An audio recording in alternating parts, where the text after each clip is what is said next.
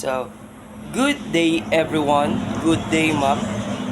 And I am Joel Lenber Moico, Bachelor in Secondary Education, major in English, and I am a first year. My topics is all about adverb phrase. So, what is adverb phrase? Adverb phrase is a syntactic structure that is composed of adverbs and all the cluster of words around functioning as one unit in describing a verb, adjective, and adverb. So here are the example of adverb phrase. In the first example, we have next year Jane will visit here. So next year is a phrase that functions as an adverb because it modifies the verb visit by telling us when the action will take place. So, in the second example, in what way you will make it happen? So, the adverbial phrase in the sentence is what way because it modifies the verb make. It tells us how the action will happen. And then in the third example, we have you buy very extravagantly. The adverbial phrase in the sentence is very extravagantly because it modifies the verb buy. It tells us how the action of buying is performed. And then in the last example is he will get what he wants by hook or by crook. So the adverbial phrase in the sentence is by hook or by crook because it modifies the verb get. It indicates the manner or means by which he will achieve what he wants. So the next topic is all about adverb phrase of manner. So what is adverb phrase of manner? Like adverbs, show the how, when, where, and why. Adverb phrase of manner describes how something happened or done. Here are adverbs. Adverb phrase of manner describes how. In the example,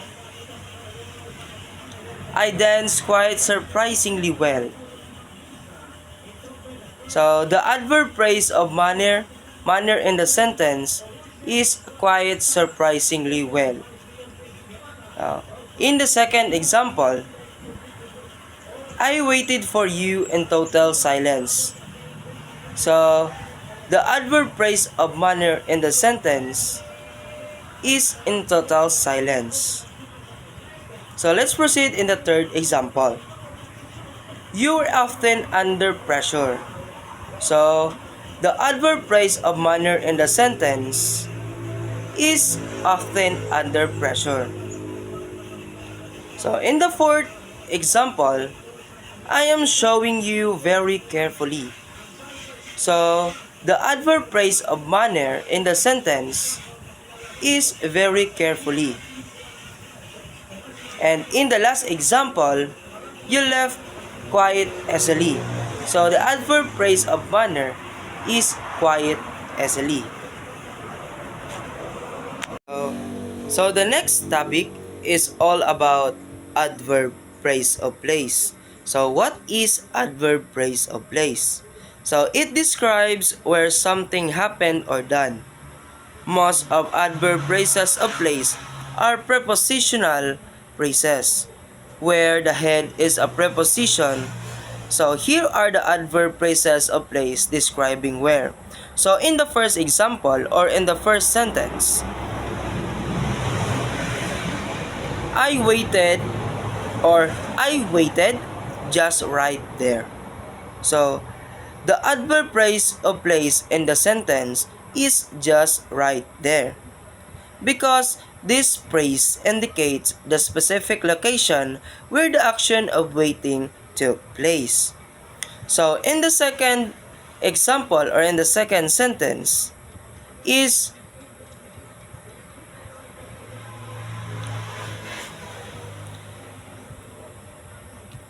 I met you under the shade.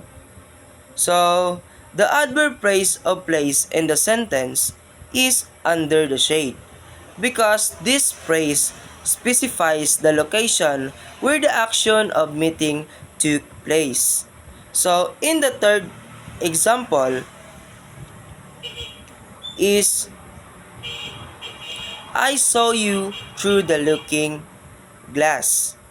So the adverb phrase of place in the sentence is through the looking glass because this phrase describes the specific location or perspective from which the action of seeing took place. So in the next example is you are almost near the edge. So the adverb phrase of place in the sentence is almost near the edge because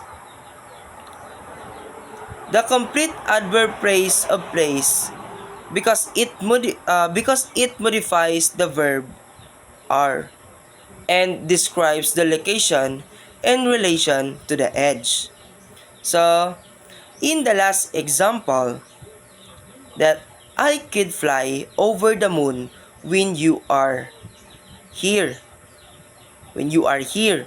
So, the adverb phrase of place in the sentence is over the moon because this phrase describes the location or direction of the action of flying or the verb of flying. Okay, so let's move on to the next report. So, it's all about adverb phrase of reason. So, what is adverb phrase of reason? It describes why something happened or done. Usually, the adverb phrase of reason is an infinitive phrase, where the head is an infinitive. So, here are the adverb phrases of reason in describing why. So, in the first sentence, I waited patiently to be able to talk to you. So the adverb phrase of reason in the sentence is to be able to talk to you because this phrase is the reason for action of waiting. So in the second example is I did it for his sake. So the adverb phrase of the reason in the sentence is for his sake because this phrase explains the reason behind the action of doing it. It tells us why the speaker performed the action. So in the third example, I sold the jewelry to make the most of it. So the adverb phrase of reason in the sentence is to make the most of it because this phrase explains the reason behind the action of selling the jewelry. It tells us why the speaker decided to sell it. So, in the last example or in the last sentence is you need to come closer to get a better look. So, the adverb phrase of reason in the sentence is to get a better look because this phrase explains the reason why the person needs to come closer. So it tells us the purpose of coming closer, which is to improve the view. Okay, so let's move on to the next report or the next topic. So it's all about adverb phrase of time. So what is adverb phrase of time? So it describes when something happened or done. Here the adverb phrase of time describing when. Yesterday morning and until 5 syntax phrases and clauses. Example, I waited yesterday morning. So, in the example, I waited yesterday morning. The adverb phrase of time is yesterday morning. So, in the second example, I could wait anytime. So, the adverb phrase of time is anytime. So, in the third example, she will come a few minutes from now. So, the adverb phrase of time in a sentence is a few minutes from now. And then the fourth example is she came near midnight. So, the adverb phrase of time in the sentence is near midnight. So, in the last example or in the last sentence, I will confront you tomorrow at lunch. So, the adverb phrase of time in the sentence is tomorrow at lunch. So, the next topic is all about the adverb phrase of frequency. So, what is the adverb phrase of frequency? It describes how often something happened or is done. Adverb phrase of frequency describing when.